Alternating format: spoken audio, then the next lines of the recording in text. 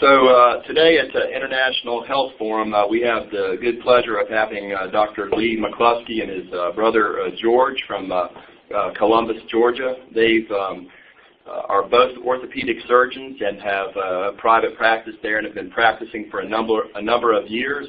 They also were very instrumental in our response to Haiti in 2010 after the earthquake when we worked at Baptist Haiti Mission.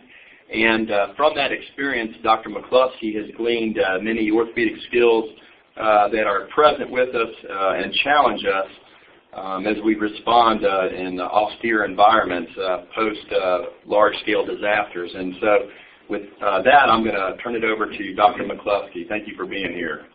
It's my pleasure to be here.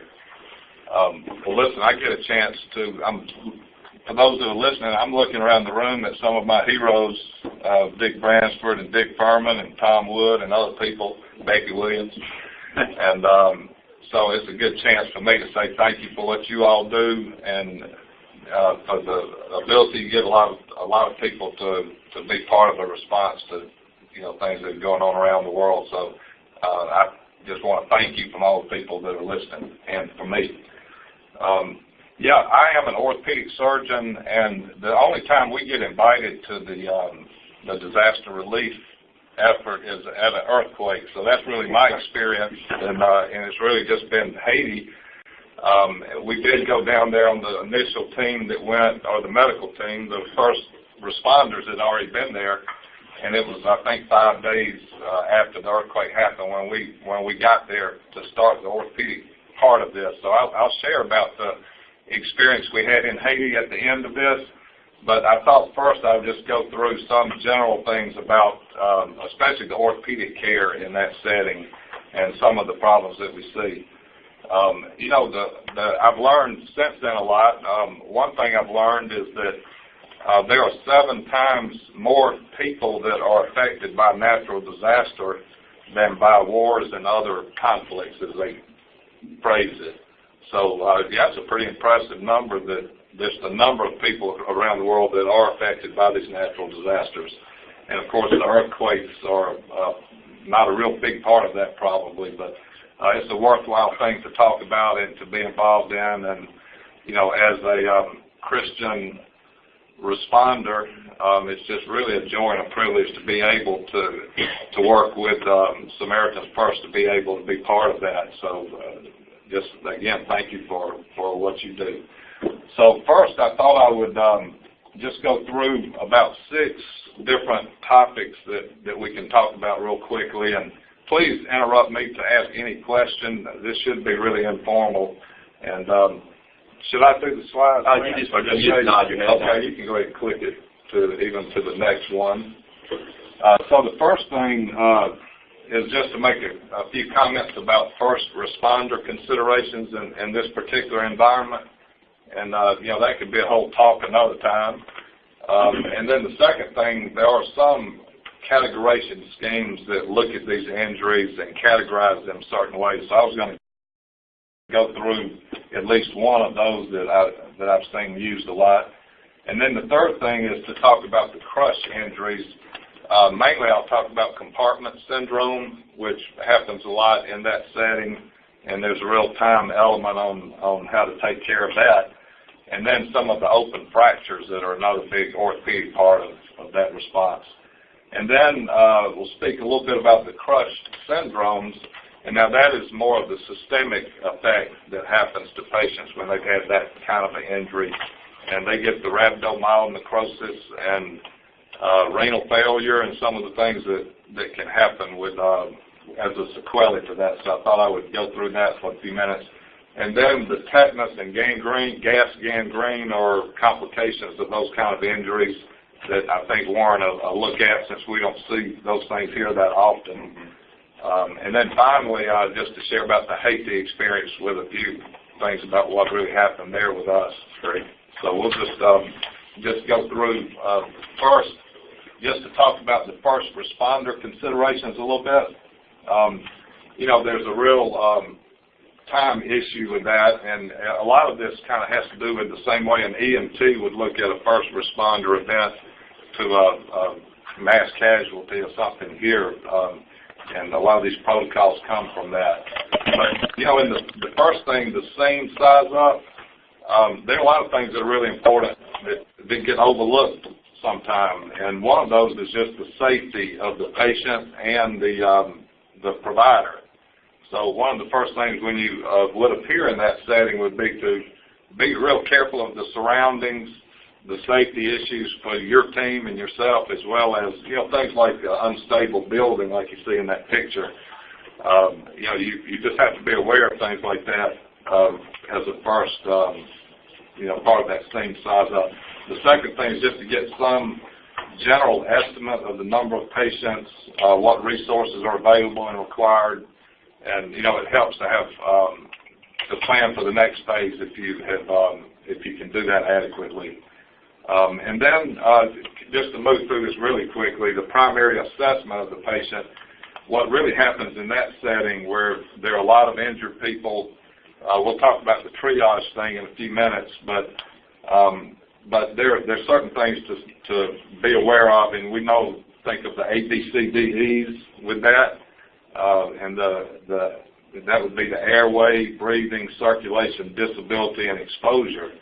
And I was just going to give you a few sentences that would address that, because you can learn a lot in a really short time if you ask the right questions or do the right thing. For example, simple command. So this would be, you know, a specific patient that you're addressing here. Specific question: can I help you? If you ask that question and you can get a response, you know the person's got an airway, and you know they've got at least some mentation and have you know at least some function that way, mental status wise. You can ask them to stick their tongue out. If they can do that, you know the airway is fine. You can check their radial pulse while you're talking. If somebody has a radial pulse, they have at least a systolic blood pressure of 90. So that, you know, that can kind of be a little check mark on that. And then they talked about doing a squeeze test where you just check the chest and with your both hands and just squeeze the chest and go down the body and look for blood or obvious fractures or just obvious things in a 30-second sweep. So that can be just a primary quick assessment that you can learn a lot about somebody. And usually you can get a triage made just on that. And I'll talk about that in just a second. And then the secondary assessments would be, you know, a little bit more details about what kind of injury they have and a little more specific exams so you can try to plan for what things to do. And then, of course, after that comes the treatments and protocols. We'll go to the next slide. Let me just talk for a second before we get to these specific injuries about the categorizing of earthquake injuries. There's one website that's on the slide and on the handout that is I thought, the best one. It came from UCLA. You could pull that up and study it more if you want to, but I'll just go through a few points they make. One is don't forget the secondary hazards, because that happens. And examples of that would be like in the tsunami 2004 Indonesia, there were 175,000 people that died from lacerations, fractures, near drownings. So with the earthquake, of course, comes a tsunami potentially. So that's one secondary hazard. Second one would be a landslide. 1970 in Peru, there were 66,000 deaths, and 18,000 of those were related to a landslide that would be accompanying the earthquake. And the third thing is just the earthquake-related fire. In Japan, 1995, there were 12% of all the deaths were related to burns. And you know, down in Haiti, we did see several patients with burns. And so that's a thing to remember. Okay. And then to just talk about the specific mechanisms of injuries and earthquake injuries for a second. They're pretty obvious, but they categorize them as the MVAs, falls, crush injuries, and piercing injuries. And then, you know, would categorize it by severity with mild through lethal. That picture in that building was downtown Port-au-Prince. There's a car underneath. That was a shopping center. So that would kind of fit through those categories maybe. But okay, next. And then the second thing is just the location, whether it's in a building, in a vehicle, outdoors. You know, we learned on the just on the first encounter, it was good to document some of this, to categorize things, because you kind of lose track of it. We did it mostly at the hospital on the jackets that we were using, the X-ray jackets that a lot of them had by then as a chart almost, and we just document the mechanism of injury, where they were, or phone numbers if they knew it, or their names. On a tag, when you do the triage, if you're a true first responder, you know, those are things that can be written on the tag even, that can be helpful later to somebody. Okay, next. And then the treatment rendered, it's good to document what things people have done. And, you know, these range from first aid, which is like a lay responder level, all the way down to the disposal of patients with fatalities. So there are all these different levels of care that, you know, people are rendered to early on that are important to document. In Haiti, that picture on the left is a burned, they were burning patients, you know, with rubber tires and piles of patients. So that was one thing that we just saw that as an example of that last level of treatment rendered. Okay, next. And just to make a comment about the triage, we use this simple triage and rapid treatment that is a pretty easy way to go through, and it's similar to what a lot of the EMTs and FEMA and the National Incident Management Systems protocols use that. And basically, you know, if you come up on a group of patients in that setting and to get some ability to triage, we use a literal tag, green tag being sort of the walking wounded, and those people can actually help the other people a lot of times. So there may be a fairly minor injury that you can tag that person that way. The yellow tag would be a non-life-threatening problem, like some closed fractures would be. And then the red would be more of a serious threat of life or limb.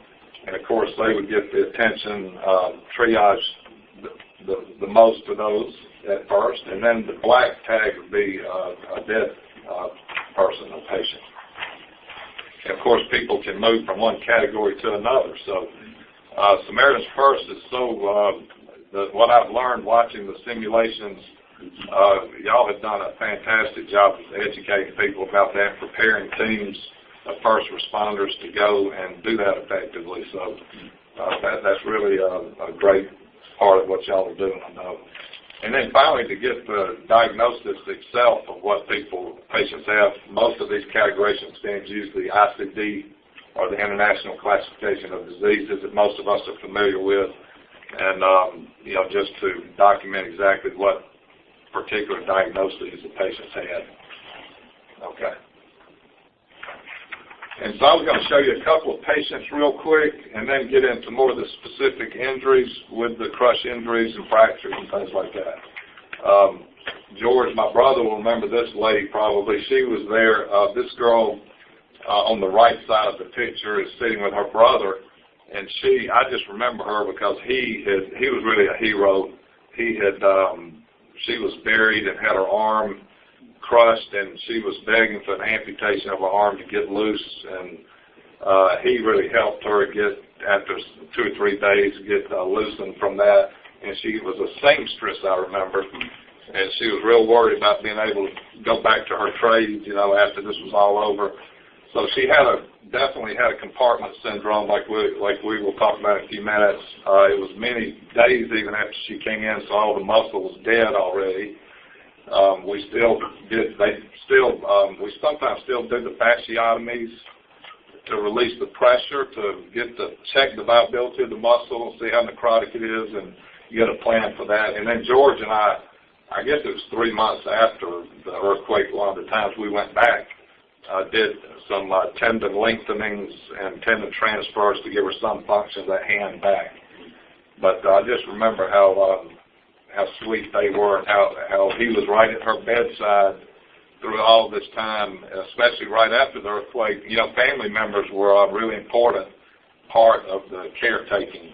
And that guy helped a lot of patients in there with food and just a lot of different ways he cared. One of my boys that came, and one of the responses later, still communicates through some social media with him. Okay. The next thing, just to go ahead to the crush injuries themselves.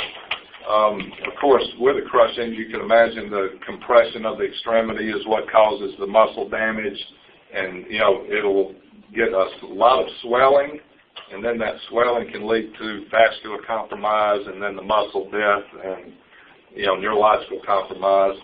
The CDC data is similar to what the experience in Haiti was for us, and it's 75, in our case it was 80% of the injuries were to the lower extremity, and 10% were to the upper extremity, and 9% to the trunk. That little guy's name is Max, and I remember him well too. He was, I remember him. You remember him? He got burned. He got burned, that's exactly right. He pulled water down on himself. That's exactly right. And he was really scared of all of us from the debridements and things that we did early on. And by the time, it was such a joy to see him warm up to people and let people hold him and comfort him and stuff later on. But I still think about him sometimes. This slide shows a lower extremity, and just to talk about the compartment syndrome for a few minutes. So what happens, the muscle swells, and the muscle's in a confined space with the fascia around it. So that pressure builds up, and you, so is that, okay.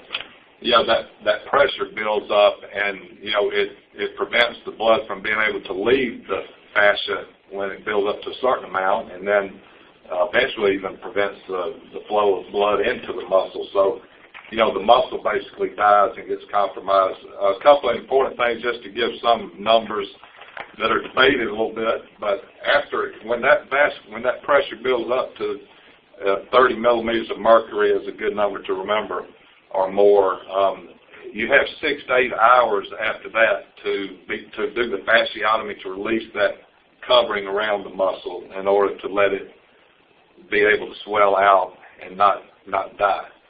So a lot of times, if you're a first responder, it may already be too late to do that, but I think most people need to know how to do that, because you can save an extremity pretty easy just doing a simple fasciotomy with a little numbing medicine and a scissor or a knife.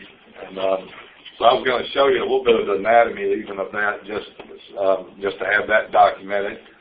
I'll tell you, go to the next one. I think it shows it maybe better. Well, the one after that will. While I'm speaking of this fasciotomy, there are 4 main compartments in the calf, and that is the area that we see a lot of these injuries happen. In the front, there's a compartment, the anterior compartment that has the muscle that raises your foot, dorsiflexes your foot, the anterior tibialis, and then the lateral compartment is the perineal muscles that evert your foot. And then the posterior ones, your big gastrocsoleus muscle is in the superficial posterior compartment. And then there's a deep one behind that, the posterior tibial muscle. And if you don't address all 4 of them, like if you don't do that deep compartment, that muscle will die, and it contracts when it dies like that, and they get a equinovarus foot position, or a sort of a club foot position of their foot afterwards from it. So that's an important one too. And you can do the fasciotomy through 2 incisions. Usually we don't make it quite as long as that picture shows, but through 1 incision, if you can make it anterolateral, where you can get the anterior and the lateral compartment both, and just basically cut. I tell patients it's like the covering, the white covering around the roast beef is what that fascia is. But you can really see that, and it's real tense. The muscle's real swollen, and it's really easy to just kind of unzip that with a little scissor or a knife. And there's pretty minor risk of doing that. And you can numb up the skin and get to that really easily without a lot of expertise. And then the posterior one, you can just make a posterior medial incision and easily get that superficial compartment. And if you are a little more careful, you can get behind the bone and go to that deeper one and size that one. the artery runs sort of close to there, so you have to be a little careful on that one. Can you go back one slide, Lance? So the question is, when would you do that? The compartment syndrome is really a clinical diagnosis, so the first things that happen, people just get severe pain, like the girl that wanted her arm amputated. It's just pain out of proportion to what you would expect, even if there's a fracture in the extremity.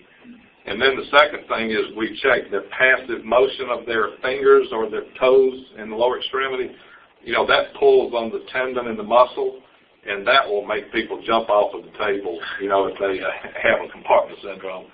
So the first thing is just pain, and then the second thing is they get that pain on passive motion of their toes, for example. And then the third sign would be where they start to have numbness or, you know, some of those sequelae. And usually if you have a clinical suspicion for it, we just go ahead and do the fasciotomy because it's, you know, there's that timeline of time that's critical. There is a technique that's easy to do called the white side technique that I have a picture of on the left. You can do this with a blood pressure manometer and a three-way stopcock like we use on the IVs and a syringe with air, and then we put a little fluid in the saline in the tubing, air tubing, the IV tubing that goes towards the muscle. And so basically, you just open the stopcock up and push the syringe down until the meniscus moves on the air fluid level. And when that moves, you can just read what pressure there is on the blood pressure cuff and, you know, get that measurement. And if it's over 30, somewhere between 30 and 40 is the number that usually means it's too high. Okay. And then in the forearm, it's a little easier anatomy-wise. You can just, there are two main compartments, just one on the volar side or the front side and the posterior side of the back side. So you can make an incision. You know, the hand is really, if you get a compartment syndrome in your arm, and, you know, it really makes you not be able to use your hand almost. So that one is really important if you have a clinical suspicion as a first responder to do that fasciotomy. And it's safe to do that. You can see on her, one of the incisions where she had that done, it was all healed in by that time, but that's just the anatomy of the forearm. And then in the hand, again, with the function of the hand, we try to salvage that if possible, and there are multiple little compartments, like you see on the screen there, between the bones of the interosteoid compartment, and then around the thumb. There's one between the thumb and the second finger, the abductor muscle that's important, and then one over the thenar eminence, which are the main muscles that allow you to pinch. So really it's just making the incisions to get to each one of those muscle groups. So this next one is, next patient that I'm showing here is one Dr. I know Dr. Furman probably remembers, but he ended up with an amputation, but he had a crush injury, had a grade 3 open tibia fracture, and he at first we were treating him for the open fracture, put the fixator on, washed him out a lot, and we were going to do a little muscle flap to cover it, and then he got really sick. He almost died a couple of nights there, and I can remember he lost his whole family, just such a horrible story. It was so sad that he listened in the room next to him. His wife was bathing his children in the bathtub, and he couldn't get to them, and he heard all of them pass away, and so he just was really emotionally distraught, like you would think. I remember him saying, "Is there any hope for me?" when he went in the operating room, and I remember Karen with the anesthesia praying for him and praying with him, and you could almost see some comfort on his face after she did that. And then I had promised him, we ended up having to amputate his leg. He got systemically sick like you would get with this crush syndrome, and all this rhabdomyomycosis, all of the, all of these, the high potassium that happens with that, and electrolyte imbalances and renal failure, all this stuff that happened with him. And he survived, though, and we had promised him we would bring a prosthesis to him one day, and that is the day. I can't remember if it was which trip when we went back. Was it the second one? Because I'll fill you in. I went right after you, Anthony, Yeah. you know, and there was no prosthesis available at the time. Yes, It was right. February. Right. And we made a prosthesis for him. Yeah, okay. It was just a makeshift prosthesis. Yeah. Y'all must have come back. Yeah. He was just, because he had recovered very well. I remember that now. And this guy was like, he could have played football in Yeah. the NFL, and he was just sitting there. And so we made a prosthesis for him. And I'll show you later the pictures of him taking his first steps, but he just stood up and just started walking. Isn't that fantastic? So he did really well. Well, I remember Dick Furman and the team here assigned me the duty of trying to figure out about the prosthetics situation. I did a lot of homework on that when I came back, and the due diligence on that was with Samaritans first was to work alongside some people that were doing that in a bigger, good way there, so not to reinvent that. But he did finally get a really state-of-the-art Great prosthesis that he was real proud of and walked up there to show us that day. But I learned a lot. Dick Bransford could teach me a lot about that. But there are a lot of people that are doing prosthetics in third world country settings with some pretty ingenious ways of doing it, that including bubble wrap and just all kinds of things that I wouldn't have thought of. And that's actually a picture of his leg. But so he got this rhabdomyolysis with, like I say, and just got started having these end organ failures, and you just have to be really aware of that when that's happening. That's the time to do more of an emergency amputation on somebody and to save their life, really. And there's an algorithm on this slide you could study if you want to about some of the chemotaxis and some of the response that happens with that process. And it's too much to really go through here, but that certainly was a big part of what happened. And I think a lot of people died from the Crush syndrome there. But it was hard to treat a lot of it. Right, but going to renal failure and in fact, go to the next slide. I think the statistics are that half of people that develop that do go into acute renal failure, and of those, half of those end up to survive. They end up having to have dialysis, which most of these settings that's not an option. But and over 50% of those patients need a fasciotomy earlier on. There's one thing to mention, when you have seen somebody that's been in that setting for 2 or 3 days like that, if you just uncover that crush, they third space a lot of fluid. So you can gain 10 pounds of fluid in your leg, and third space. We see patients with that, where their weight fluctuates that much just with edema. But sometimes you have to do a massive rehydration after that. So it's better not to take off that compression like that all at one time, but to take it off for short spurts of time. And I read a little bit about the science with that, to reperfuse that slowly so they wouldn't get this massive reperfusion syndrome that can happen. Are there any questions about that little part of it? Because I was going to speak about some of these open fractures for a few minutes. But does anybody have any questions at this point out there in our listening audience or here? In South Georgia, we talk pretty slow, so I don't think I'm talking too fast. Well, we're here in North Carolina, so we're right with you. Yeah, you're following me.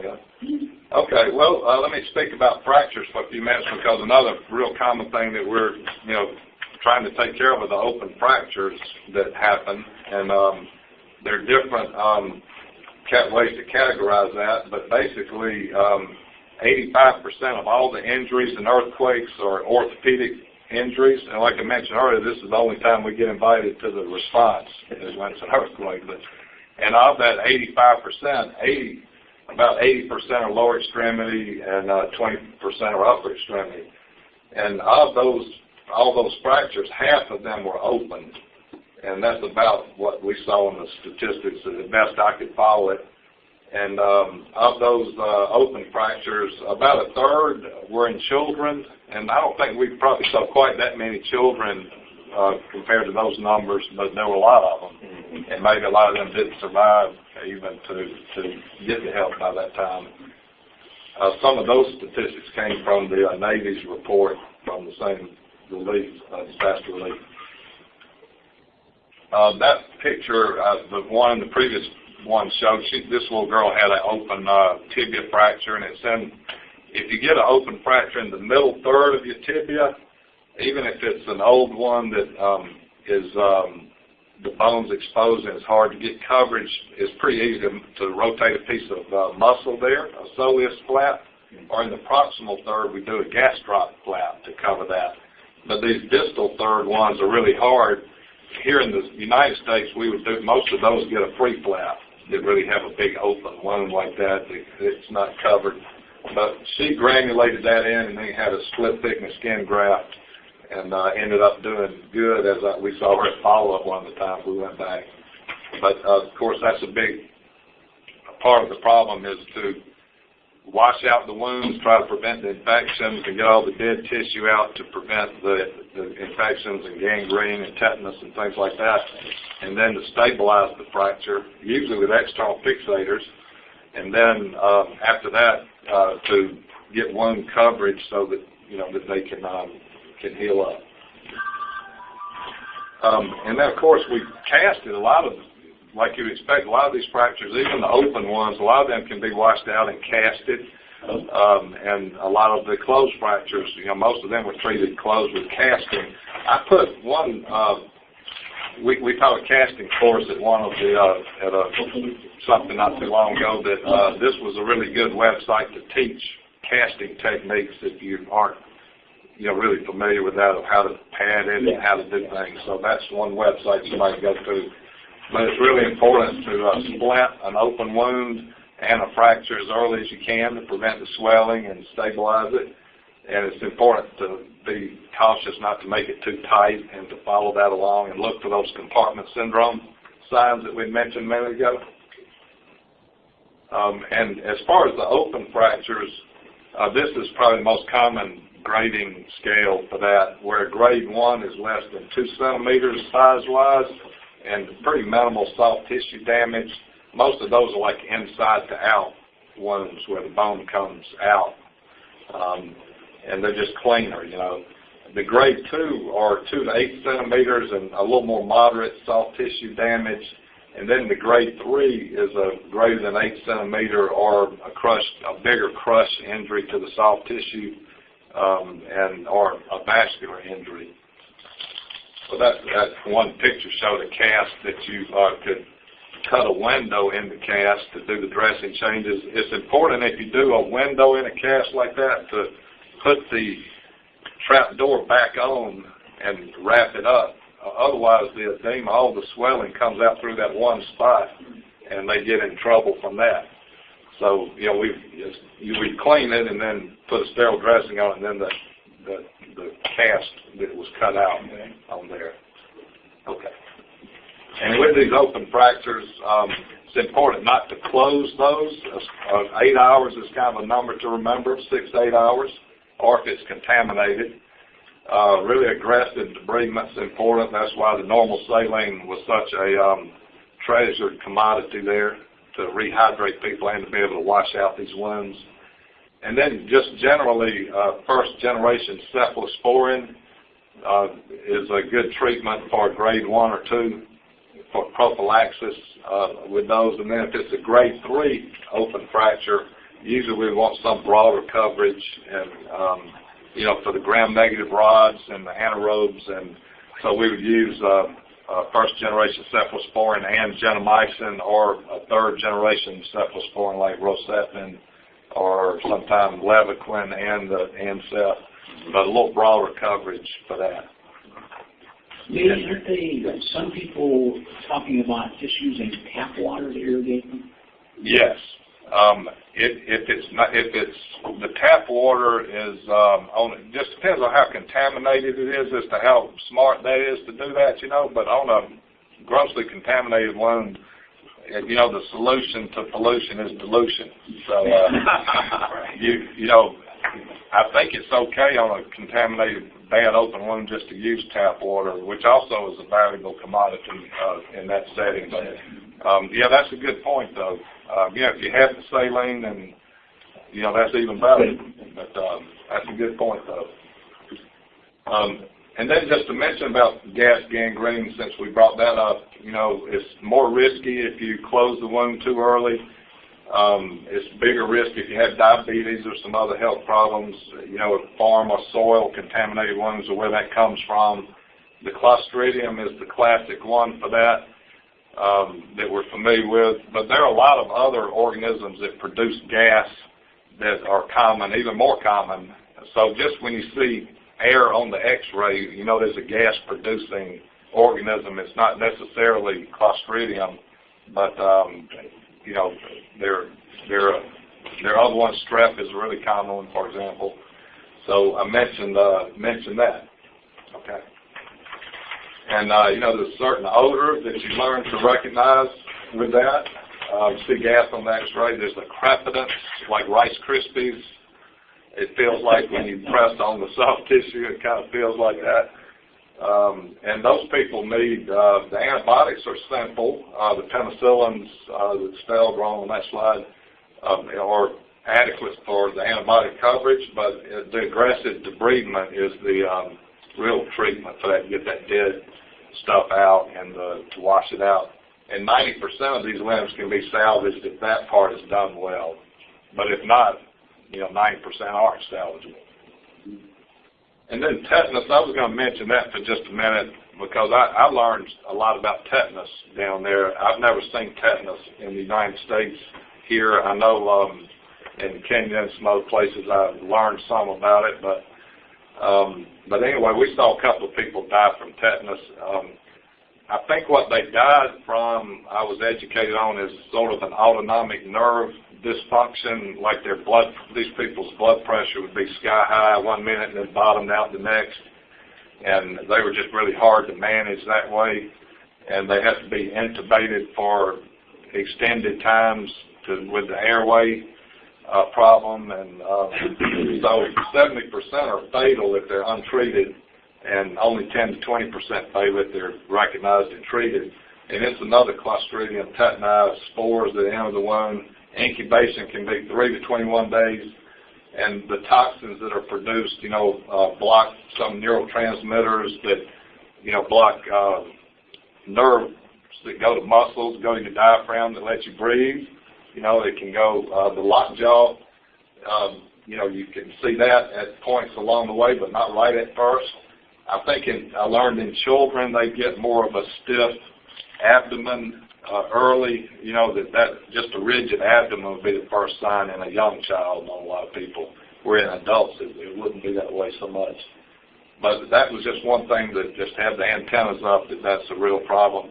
In Haiti, I think maybe on the next slide, what I read after I got back, half of children there had some vaccines or prophylaxis with the tetanus toxoid. But that leaves a lot that didn't have, and probably in a lot of places it's less than that even. And the treatment would be, if it's available, to use the human tetanus immunoglobulin or the clown antitoxin if that wasn't available, and then to do the booster, if it's somebody that's been exposed that may have had an incomplete vaccine with it, to use the booster.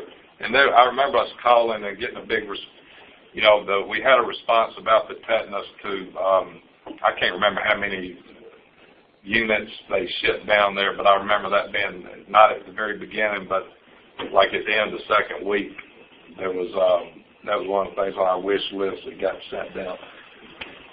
Okay. And then I was just going to talk for few minutes. I know we got maybe 5 minutes. I can go through this just about the Haiti experience. And Haiti, even the pre-earthquake Haiti, was a really impoverished, hard place with a lot of health problems. And you see all the signs, all the poverty and early death rates. They didn't put the dysentery on that slide and some other things, but 75% of people die from infections. and most of those are preventable. HIV is a big one, and all the dysentery is a big one. But, they don't die from the same things we do, I guess is the point on that. Okay.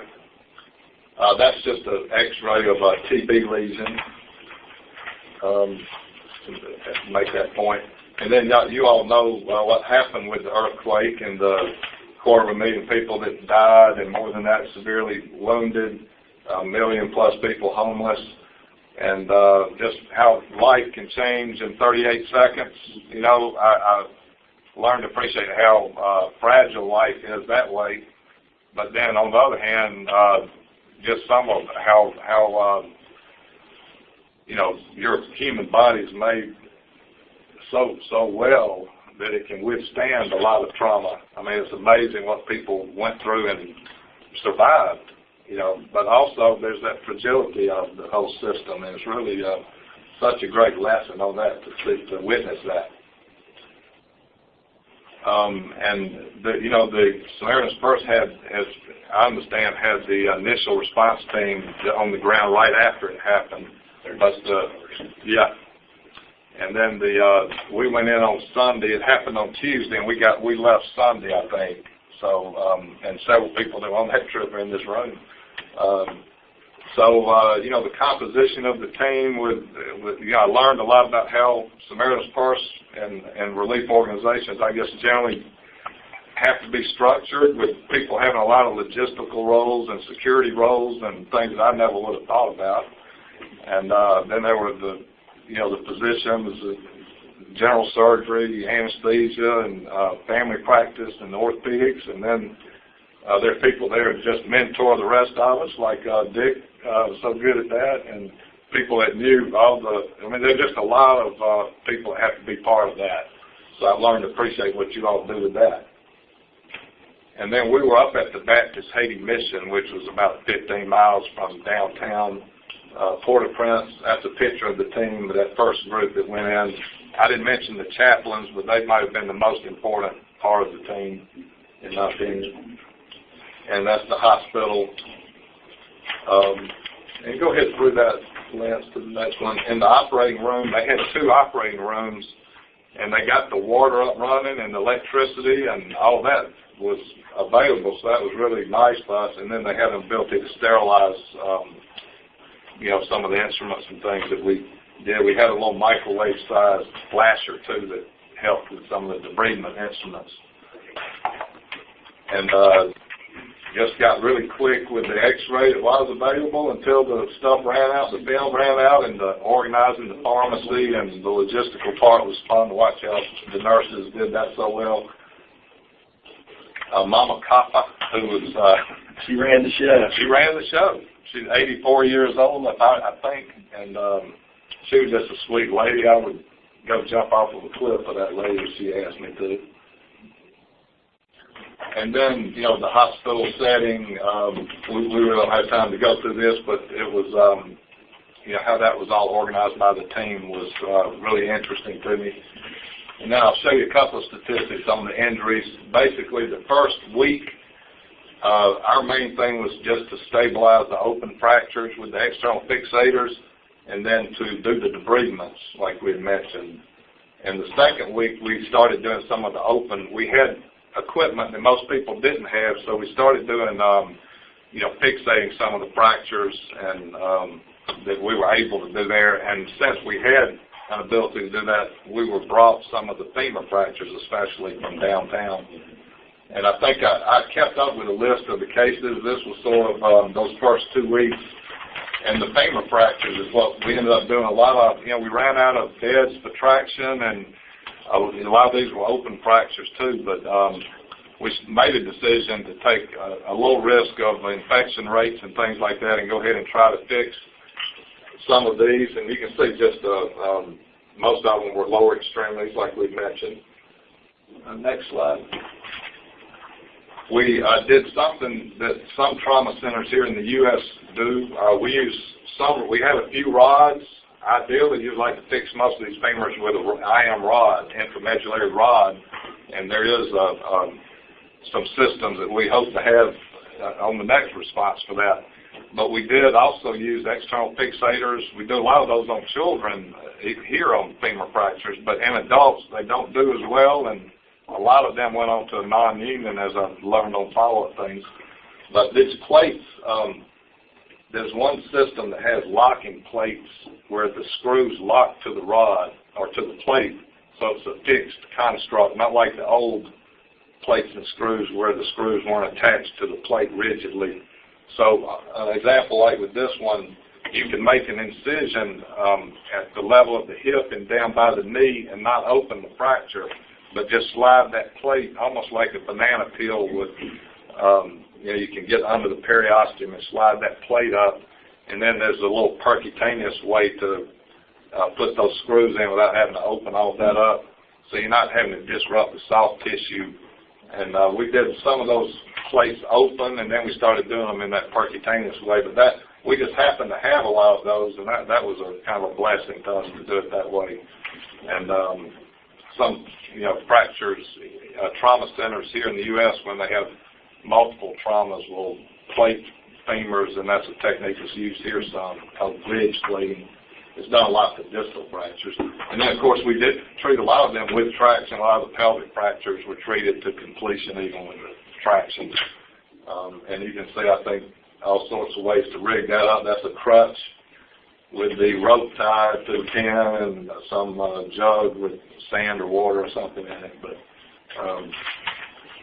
And then that's actually a tibial rod and a femur that we happen to have and we used on one, but we were using anything that we could that made sense, to do it.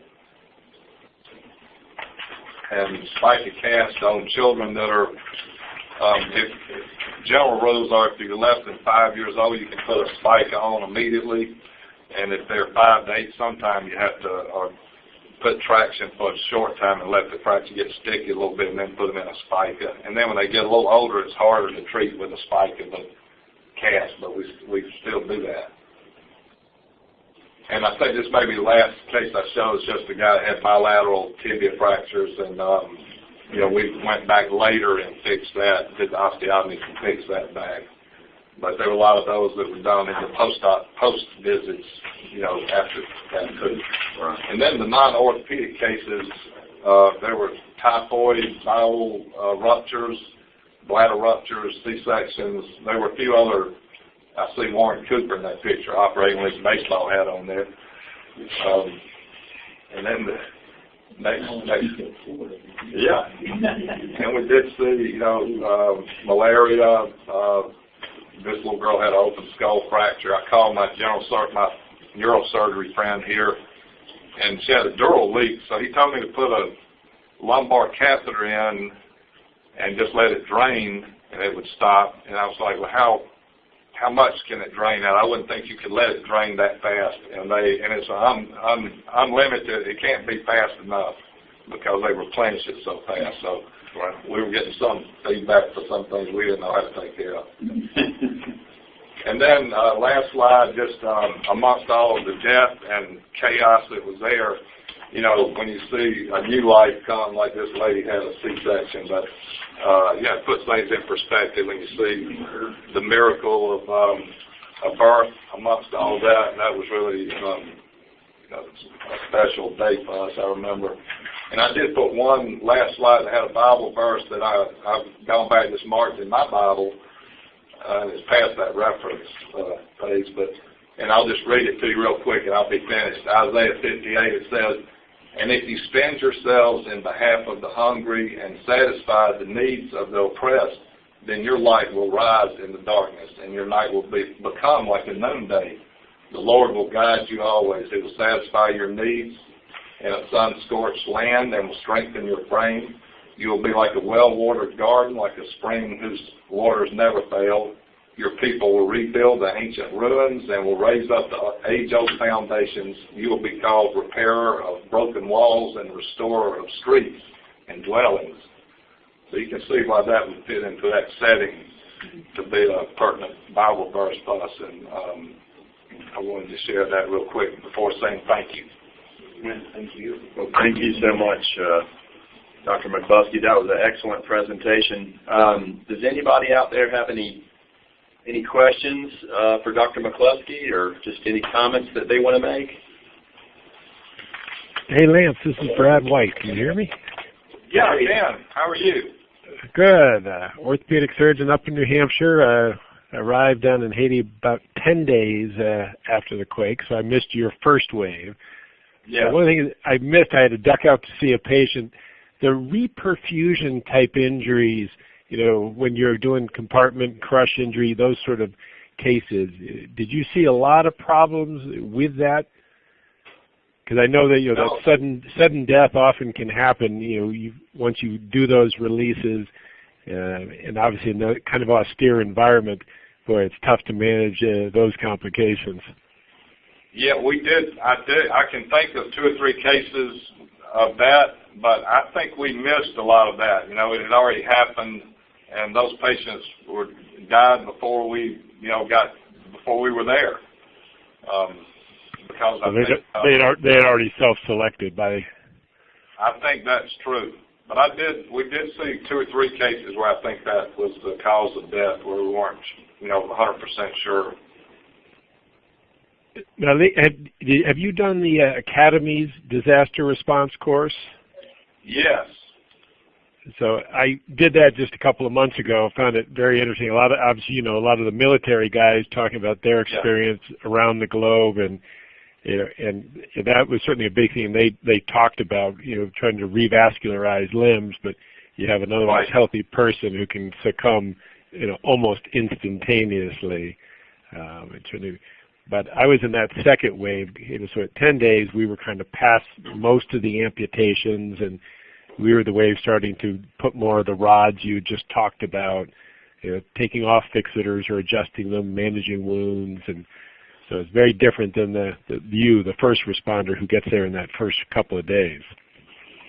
Right. That's right. Every little stage of it's a little different, huh? Thank you, Brad. And where were you, Lee? I didn't hear. I went right there at the beginning. Which hospital? We were at the Baptist Haiti Mission, which was up in, is it Vermont? Yeah. Yeah, up on the hill. Yeah. Right. It was about 15 miles up on the hill. That's right. Yeah. All right. Does anybody else have any questions? I had just one question real quick. When you're at Baptist Haiti Mission, working on these guys and gals, was there any medicine or machinery that you wish you would have had that you didn't? Yeah, one thing that helped us, there was a group that got there the day before us from Ecuador that is HCJB. Yes. Yeah. And they brought some things that we would have really been in trouble without, and even just the drills, to do the fixators. We brought some things we could put in our suitcase, but they had done this before enough to bring some things like that. And we spent part of the time this afternoon with Lance and some of the folks here trying to prepare the best we can for the next one. Yeah. Yeah. Because there are a lot of things that, equipment-wise. Yeah. But God provides. And he did there too. Things would come just when we really, like the day that we really ran out of the stuff we needed is when we got some things to do the next phase with. And I saw that happen over and over. Thank you. Yeah, the one thing, this is Brad White again. One thing I found was very humbling.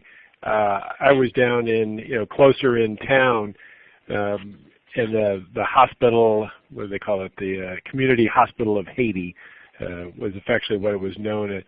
But the lighting was very poor. And it was only then that I realized that my aging eyes were having troubles. Doing the big part of the case was fine, but when it went to fine suturing, I kept screaming for more light. And so fortunately we had brought a few headlights, but by my second and third trips we learned there were the Swedes had this very nice portable headlight system, and found that invaluable because, at least for some of us orthopedic surgeons, it does help to see to be able to do your work. Well, I come from some duck hunters in my family. We had good headlights that, we brought that did help.